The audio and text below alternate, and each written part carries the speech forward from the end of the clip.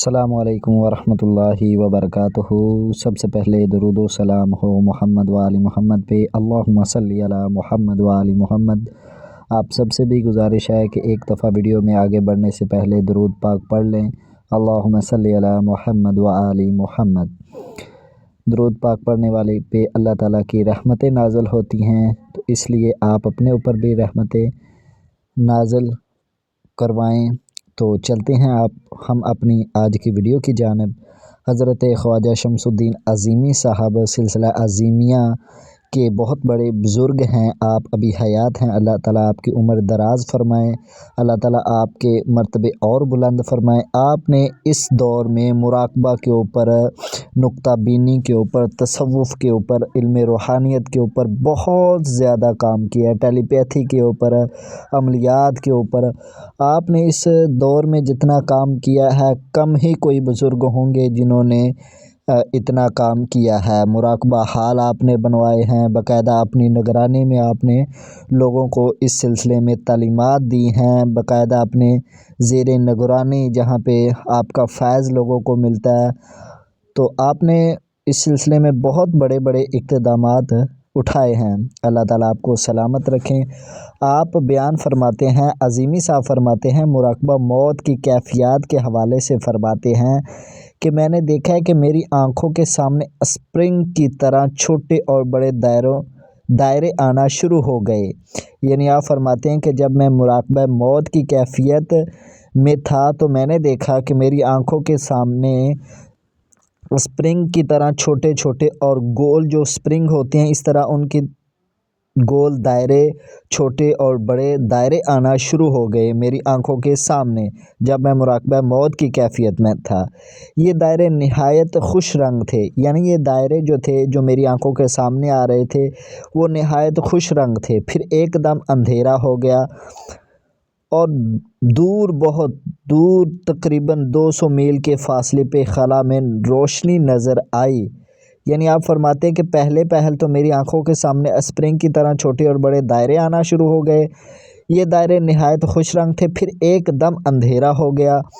اور بہت دور تقریباً 200 میل کے فاصلے پہ خلا میں روشنی نظر آئی۔ پہلے ایک دم اندھیرا ہو گیا، پھر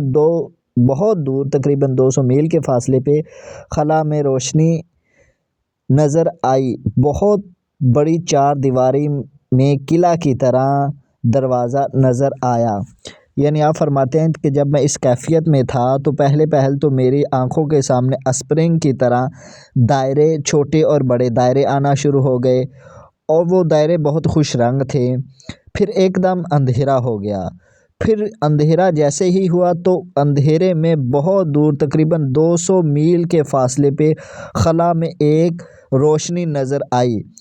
پھر فرماتے ہیں بہت بڑی چار دیواری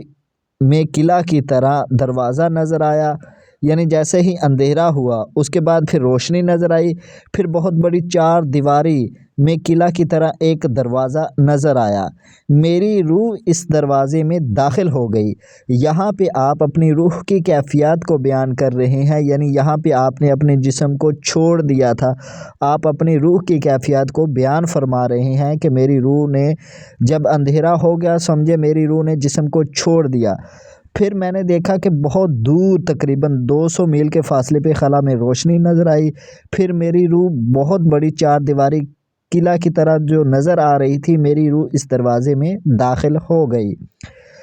دروازے میں داخل ہو کے میں نے دیکھا یہاں ایک پورا شہر آباد ہے۔ یعنی آپ اپنے روح کی کیفیات کو بیان کرتے ہوئے فرما رہے ہیں کہ میں نے دیکھا دروازے میں جب میں داخل ہوا تو دروازے کے اس پار میں نے دیکھا کہ ایک بہت بڑا اور پورا شہر آباد ہے، بلند و بالا عمارتیں ہیں، لکھوری اینٹوں کے مکان اور چکنی مٹی سے بنے ہوئے کچے مکان بھی ہیں۔ یعنی لکھوری اینٹوں کے مکان اور چکنی مٹی سے بنے ہوئے کچے مکان بھی ہیں وہاں پہ، دھوبی گھاٹ بھی ہے اور ندی نالے بھی ہیں، ندی نالے بھی، جنگل بیابان بھی، پھولوں پھلوں سے لدے ہوئے درخت اور باغات بھی۔ ایک ایسی بستی ہے جس میں محلات کے ساتھ ساتھ پتھر کے زمانے کے غاروں میں رہنے والے آدم زاد بھی آباد ہیں۔